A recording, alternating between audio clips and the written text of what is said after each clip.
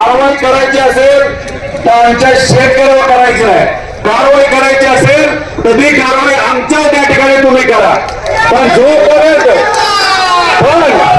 बघा विषय एवढाच आहे की सरकार म्हणतोय अल्निनो येते, पाऊस कमी होणार आहे. मला तुम्हाला विचारायचं, पाऊस कमी झाला तर तुमच्या शेतामध्ये येणाऱ्या वर्षी काय पिकणार आहे का? काय पिकणार आहे का? जर काय पिकणार नसेल तर जो भाव, जो माल आपल्या हातामध्ये आहे त्याला चांगला भाव मिळाला पाहिजे का नाही मिळाला पाहिजे? अहो आता एमएलसीच्या इलेक्शन मध्ये एक तिकीट जो दिलं गेलं त्याच्या मागे 50 कोटी रुपयाचा व्यवहार झाला अशी चर्चा आहे. आणि मग आमच्या शेतकऱ्याने कष्टाने पिकवलेल्या कांद्याला 10 रुपये अतिरिक्त मागितले तर काय चुकते? काय चुकते का? मग आपल्याला किती रुपये पाहिजे? 30 रुपये. आपल्याला रेट पाहिजे 30.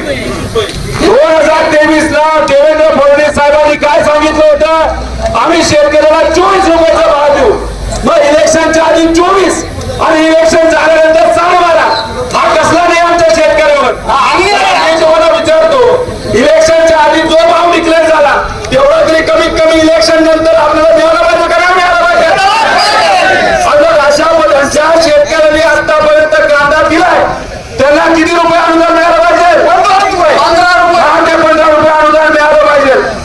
18 तारखेला आणि 26 तारखेला नाशिकला जे आंदोलन आम्ही सगळ्यांनी त्या ठिकाणी घेऊन केलं, काँग्रेसचे नेते होते, आपल्या पक्षाचे नेते होते, शिवसेना उद्धव ठाकरे साहेबांच्या पक्षाचे होते, शेतकरी संघटनेचे होते, सीपीएमचे होते. या सगळ्यांनी आंदोलन केल्यानंतर 4 ते 5 रुपये जो कांद्याचा भाव होता आज वाढला का नाही वाढला?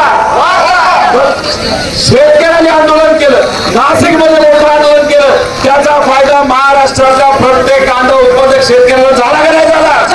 म्हणजे आपल्या सगळ्यांची जबाबदारी आहे की आपल्या हक्कासाठी आपल्याला जर लढायची वेळ आली आणि सरकार जर आपलं ऐकत नसेल तर सरकारला आपल्याला गुडघ्यावर आणावं लागेल. आणि त्यासाठी जी कुठली भूमिका आपल्या सर्वांना घ्यायची ती भूमिका त्या ठिकाणी आपल्या सगळ्यांना घ्यायची. त्यामुळे आता ठरलंय की काय झालं तरी आपला आवाज हा राज्य सरकारकडे आणि दिल्लीपर्यंत गेला पाहिजे. त्यामुळे सगळ्यांनी ऊन असो, पाऊस असो, नाही तर काही असो, आपल्या हक्कासाठी आपल्या सिस्टमच्या विरोधात आलेला लढायचंय. आणि आता हा जो हायवे त्या ठिकाणी आपल्या शेतकऱ्याच्या वतीने त्या ठिकाणी हलवायचा आहे. आता याच्यात कोण असे आहेत ते घाबरतील रस्त्यावर जायला, तरी हात वर करा. इथं कोण असे स्वतःच्या, इथं कोण असे जे स्वतःच्या हक्कासाठी लढायला तयार आहे असं कोणी आहे का?